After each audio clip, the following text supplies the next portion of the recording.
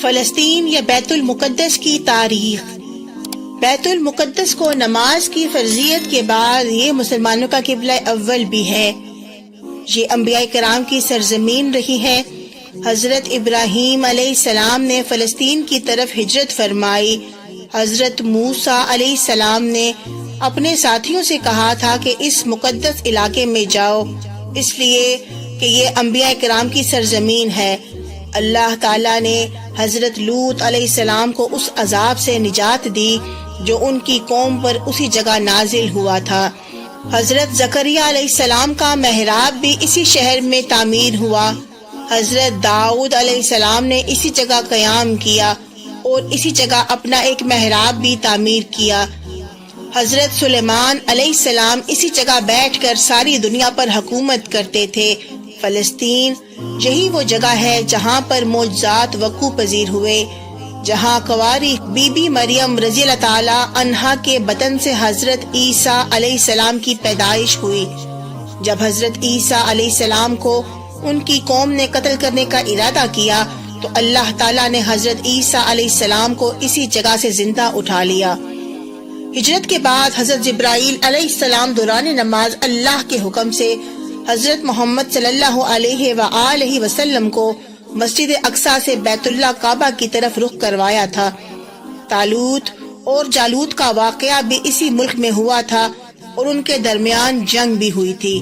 فلسطین کے شہر میں ہی باب لوط کے مقام پر حضرت عیسیٰ علیہ السلام دجال کو قتل کریں گے۔ فلسطین سے ہی یاجوج ماجوج کا ظہور ہوگا اور یاجوج ماجوج اسی جگہ سے فساد کا کام شروع کریں گے۔ دور اسلام میں فلسطین میں حضرت عمر رضی اللہ تعالی عنہما چل کر آئے اور مسجد اقصیٰ میں نماز ادا کی۔ زمین پر سب سے پہلی مسجد مسجد حرام اور دوسری مسجد مسجد اقصیٰ بنائی گئی جو کہ فلسطین میں موجود ہے، جہاں پر انبیاء کرام کے تبرکات موجود تھے، جن میں حضرت سلیمان علیہ السلام کی طلسماتی انگوٹھی اور حضرت موسیٰ علیہ السلام کی لاٹھی۔ یہ سب چیزیں ایک صندوق میں تھیں جسے تابوت سکینہ کہا جاتا ہے۔ اب وہ صندوق وہاں موجود نہیں ہے۔ مسجد اقصیٰ کے شہر کو رومیوں سے بچانے کے لیے جہاں 5000 سے زائد صحابہ کرام نے شہادت نوش فرمائی، جو کہ سلسلہ ابھی تک جاری ہے۔ یہ شہر شہیدوں کا شہر کہلاتا ہے۔ محل وقوع کے اعتبار سے فلسطین براعظم ایشیا کے مغرب میں بحر متوسطہ کے جنوبی کنارے پر واقع ہے۔ اس علاقے کو مشرق وسطیٰ بھی کہا جاتا ہے۔ شمال میں لبنان اور جنوب میں مصر اور مشرق میں شام اور اردن سے فلسطین کی سرحدیں ملی ہوئی ہیں اور مغرب میں طویل ساحل ہے۔ فلسطین کا رقبہ غزہ سمیت 28,000 کلومیٹر پر مشتمل ہے۔ پاک گھر امت مسلمہ کا قبلہ اول یروشلم اور اس کی عبادت گاہ جس کی بنیاد حضرت داؤد علیہ السلام نے رکھی اور تکمیل حضرت سلیمان علیہ السلام نے کی۔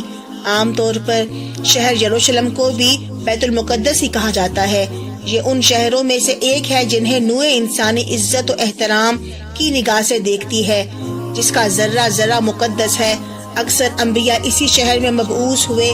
یہ شہر مسلمانوں، عیسائیوں اور یہودیوں کے لیے یکساں متبرک ہے۔ حضور محمد صلی اللہ علیہ وآلہ وسلم ہجرت کے بعد صحابہ کرام کو ساتھ لے کر 17 ماہ تک اسی طرف رخ کر کے نماز پڑھتے رہے۔ جب آپ صلی اللہ علیہ وآلہ وسلم معراج کے لیے گئے تو یہی مقام آپ صلی اللہ علیہ وآلہ وسلم کی پہلی منزل بنا۔ اسی مقام پر حضور صلی اللہ علیہ وآلہ وسلم نے سابق انبیاء کرام کی امامت کرائی، جہاں حضرت داؤد علیہ السلام، حضرت سلیمان علیہ السلام اور کئی دوسرے انبیاء علیہ السلام کے مقابر ہیں۔ حضرت داؤد علیہ السلام نے شہر مقدس پر 33 سال حکومت کی۔ اس تمام عرصے میں اسرائیلی فوج کو سکون بہت کم ملا، البتہ ان جنگوں کا نتیجہ اسرائیل کے حق میں اس لیے بہتر تھا کیونکہ بنی اسرائیل جو قبائلیت کا شکار تھے، مختلف قبیلوں میں بٹے ہوئے تھے، ایک قوم بن گئے۔ حضرت داؤد علیہ السلام کی دلی خواہش تھی کہ وہ ایک معبد بنائیں، لیکن اسرائیل کی روایات کے مطابق انہیں خواب میں بتایا گیا کہ اللہ کا مستقل گھر ان کے بیٹے کے عہد میں تعمیر ہوگا۔ چنانچہ حضرت سلیمان علیہ السلام نے تخت نشین ہونے کے بعد اس معبد کی تعمیر شروع کرائی۔ یہ عمارت اسی جگہ تعمیر ہوئی جسے داؤد علیہ السلام نے منتخب کیا تھا۔ اس عمارت کی تعمیر 7 سال تک مسلسل جاری رہی اور 2 لاکھ افراد اس کی تعمیر میں مصروف رہے۔ بعد میں یہ عمارت ہی ہیکل سلیمانی کے نام سے مشہور ہوئی۔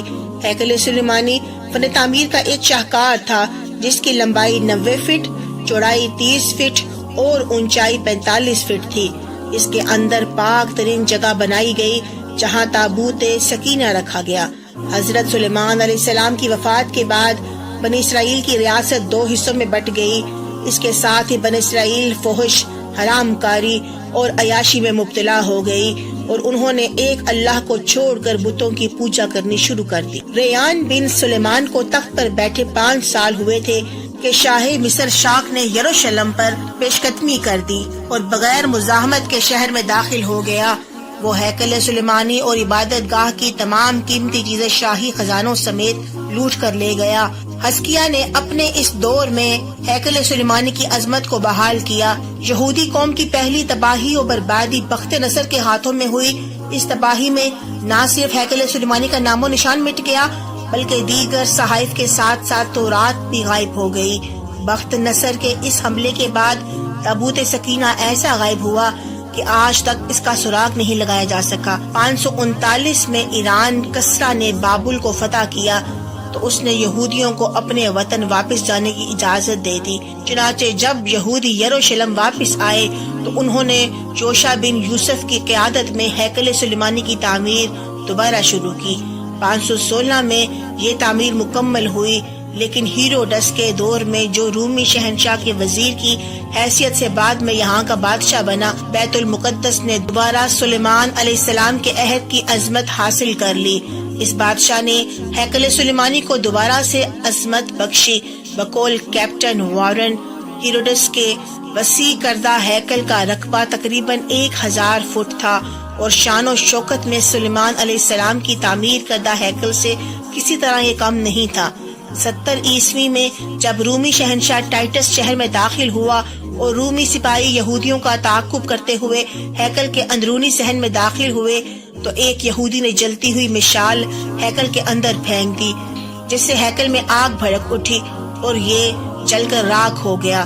اس مرتبہ ہیکل کی تباہی خود یہودیوں کے ہاتھوں ہوئی۔ دوبارہ معبد ہیکل تیار ہوا تو رومیوں نے اسے گرا کر اس کی جگہ ہل چلا دیا۔ اس بات کو فرنگی مورخین اور ماہرین آثار قدیمہ تسلیم کرتے ہیں کہ ہیروڈس کا تعمیر کردہ ہیکل تباہ ہو جانے کے بعد صدیوں تک اس جگہ پر ملبے اور غلاظت کے ڈھیر پڑے رہے۔ یہودیوں سے نفرت کی بنا پر لوگ کوڑا کرکٹ اسی جگہ پھینک دیتے تھے۔ چنانچہ حضرت عمر رضی اللہ تعالی عنہما کے زمانے میں جب مسلمانوں نے بیت المقدس فتح کیا تھا تو اس وقت یہاں یہودیوں کا کوئی معبد نہ تھا بلکہ کھنڈرات پڑے ہوئے تھے۔